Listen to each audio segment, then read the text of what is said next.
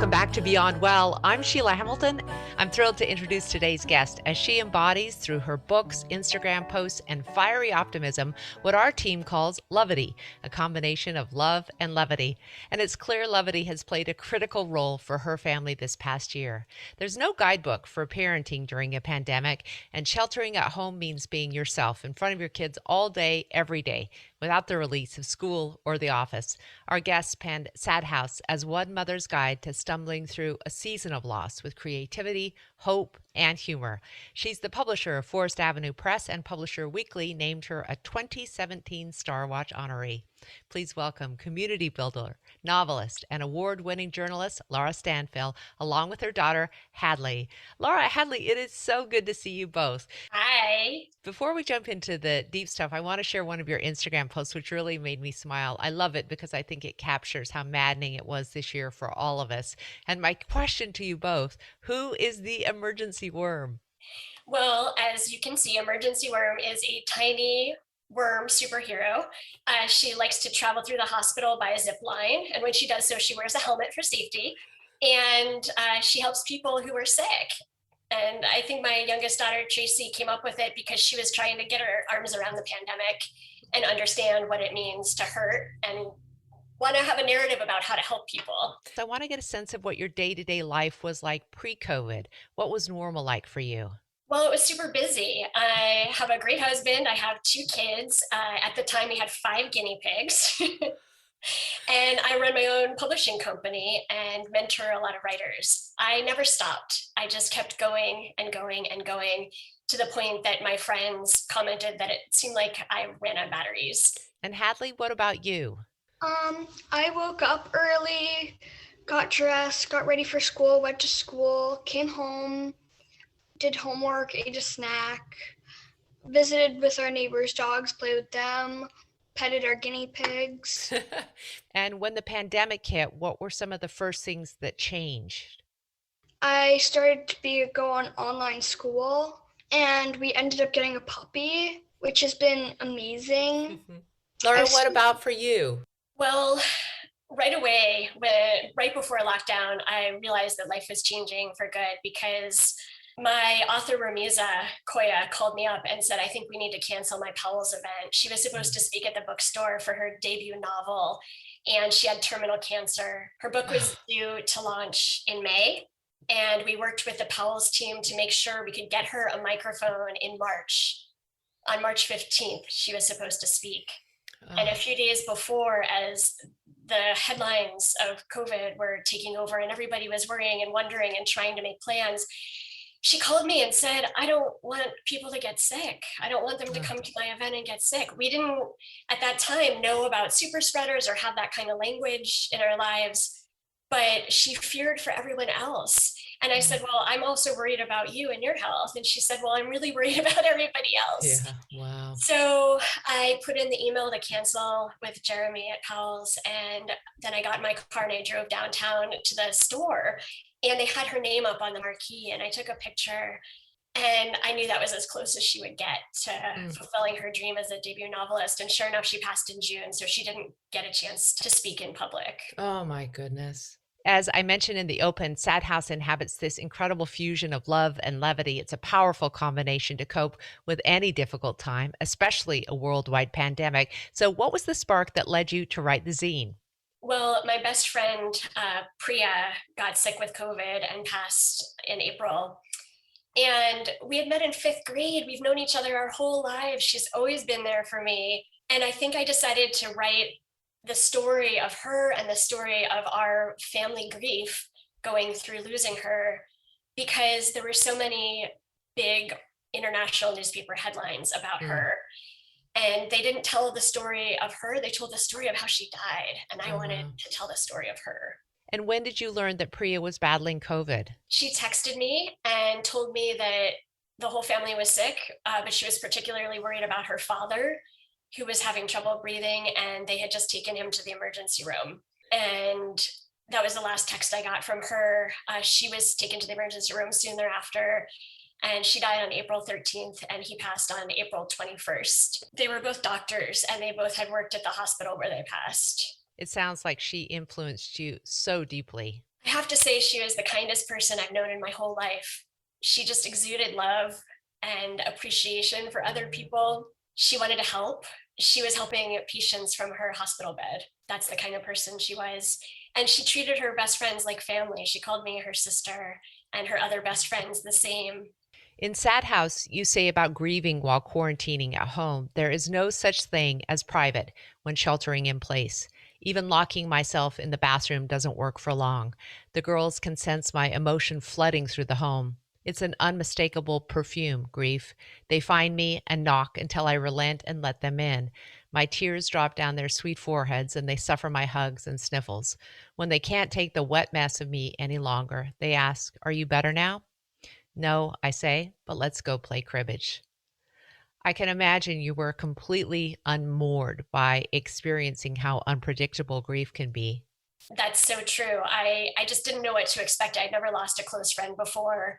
And the waves of grief were just crashing one after the other at unexpected times. I'm on a school board at a local charter school, and I cried during school board Mhm. because it just would catch up to me. I would see other people on the screen. I cried a lot at writing group. I finally left my writing group because it was too much to see these people I still love and admire Mm, on a screen and to think about how much our society has changed. yeah.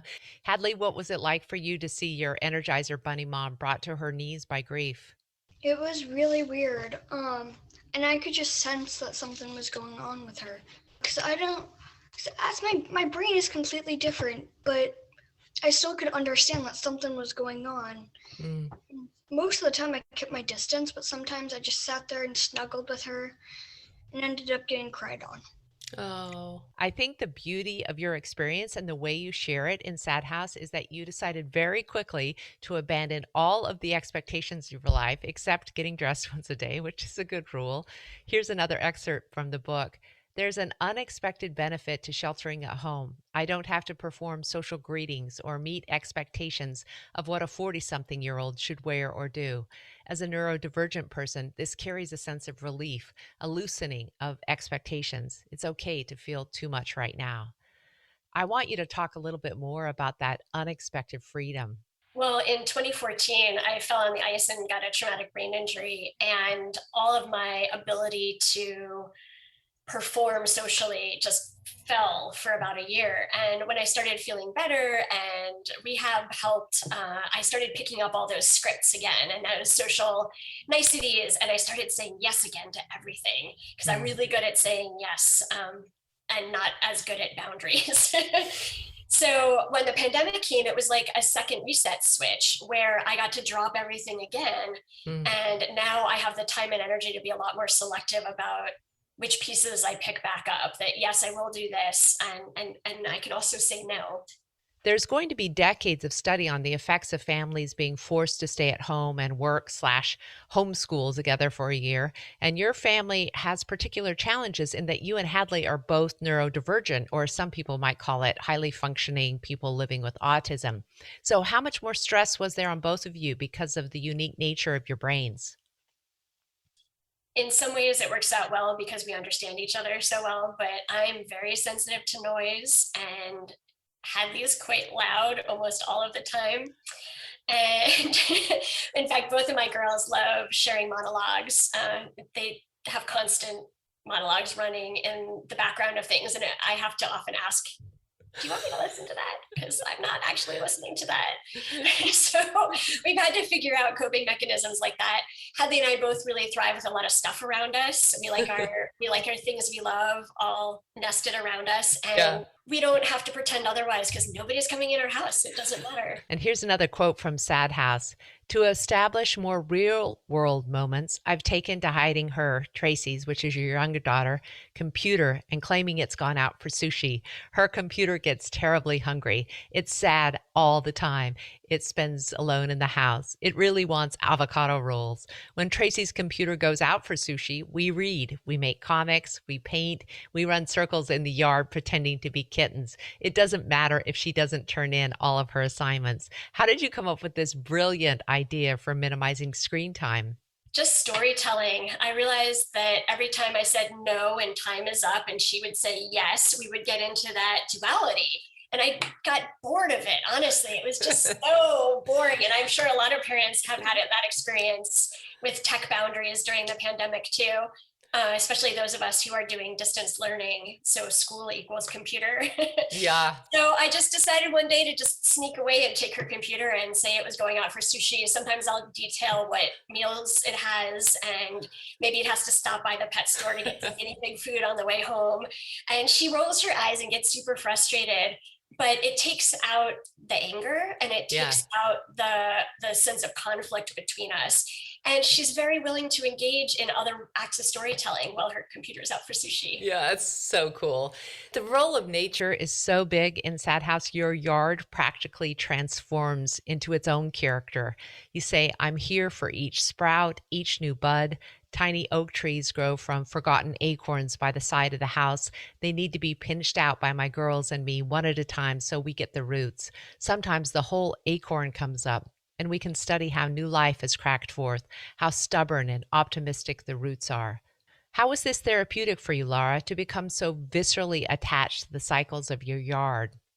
Well, I found myself really admiring small things. My parents recently bought a house. That yard became a discovery place for us where every day we would see something new, and then we could call them at their house and tell them what's coming up in their yard. I was so moved by the influence of everyday art projects in helping your family move through grief, and you instinctively began to do what a lot of people were doing, baking bread, painting, and drawing. And these few lines from Sad House really connected with me. Each piece of work feels close to joy, or at least as close as I can get within the fog of grief. I always thought you had to make something perfect to be proud of it, but mid-crisis, I'm letting that go. It doesn't have to be great art or cake for me to feel better during and after the making. So how did you learn to let go of that quest for perfection, Laura? Reconnecting with my sense of play. That's really why I stopped tying my achievements to a sense of goal or expectation. And I just got messy with art supplies and with my fingers and had fun. And I let go of the expectation of what the end result might be. And before COVID, did you consider yourself an artist? No, I've always made art, but I've never used that label for myself.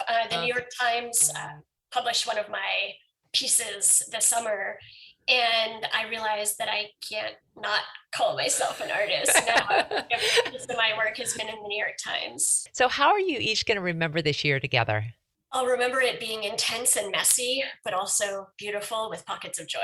Oh, and what aspect of it will you hope to forget forever? And what parts are you going to hang on to? Is there anything that really worked for your mental health? For me, I really want to continue being clear about my boundary and my energy. My boundaries are a lot tighter now. Priya's last text message to me said, please stay safe and keep your family safe right now. So there's been no question. No, we're not going out for dining. No, we're not doing anything besides taking care of ourselves and our houses. And I just hope I can continue to recognize that no is an okay word to say. And is your mental health stronger or weaker because of this year together? I do feel like we're stronger as a family because we've learned how to persevere. Yeah. And we've had to figure it out. There's no choice. We can't walk away. Well, we can walk into the next room, but we're really stuck together even when we're having hard times. If you would provide for us 5 tips that our audience can put to use in their own lives to enhance mental well-being, 5 takeaways of what you learned about parenting during a pandemic, I would be so, so happy. Make messy, imperfect art. Run around barefoot in the rain, get yourself a hammock and sway in the breeze, especially if your kids don't want to do those things with you. Mom, I love spending time with you, but I do have a life. Sometimes as adults, we get so caught up in acting, adults, that we miss out on the fun. And as parents, when we engage in play, it's often in relationship to our children to entertain them. But what kind of play can you engage in as an adult just for you? Not because it's on your to-do list, but because you deserve to have fun too. When you're happy, I'm happy, Mom. 2, be honest. Our children are so attuned to our emotions. Being at home together means they see the ups and downs of life close up. If you feel something really intensely and try to hide it, your children will start making up stories of their own about why and possibly taking it personally. If you can come up with some age-appropriate language, even if it's just, I'm feeling sad today. You empower your children and set the stage for them to talk openly about their feelings. I couldn't hide my grief from my girls when my best friend died. So I found language to explain that it's okay to be sad. It's important. Grieving means you really love someone, and how lucky are we to have the capacity to love like that? 3, insist on alone time for everyone. In the before times, we all had to work hard on family togetherness, coming up with activities and ideas that would appeal to all of us. We like really different things. But now, after a year of being together 24/7, it's important to emphasize carving out some alone time. It might not be ideal. It doesn't matter how small this space is or how much time you get, just that you have regular breaks from each other. 4, use stories in your parenting. I'm not talking about when I was your age stories, but creating narratives, identities for non-human objects, or turning chores into games. Instead of lecturing about why it's not okay to tell lies, make up a fairy tale. If a younger child's really lonely, make up a storyline for a stuffed animal and let it go on improbable adventures. We play Mission Unfindable, looking for all the things we've lost in our house for prizes. We still haven't found that leopard mask, Mom. We also tell stories about pre-pandemic life so we can talk about what we miss. There's so much we can't do right now, and it's good to acknowledge that. 5, look closely. One recent morning, my youngest noticed frost had corroded the moss. She leaned in close and breathed a hot puff of air, transforming the white frozen moss to bright green. Like magic! We spent a few minutes breathing and watching the colors change. It felt like art, starting off our day with observation. We've all picked up that skill this year with our lives being so limited. We see what's here with a fresh perspective. Frost on the moss in morning becomes a gift, makes the day special. A piece of cardboard isn't just recycling, it's a potential painting project. You just have to reframe how you see things. It doesn't take much to find entertainment at home if you're looking. We even enjoy the days when the truck comes to pump out the neighbor's porta potty. Laura Hadley, you two are among my favorite people. I hope other families take some of these tips that you've offered and put them to use for the last leg of this quarantine marathon that we're all running. Follow Laura and Hadley's adventures on Instagram at Forest Avenue Press and pick up a copy of Sad House, Parenting, Grief, and Creativity During the Coronavirus Crisis at microcosmpublishing.com.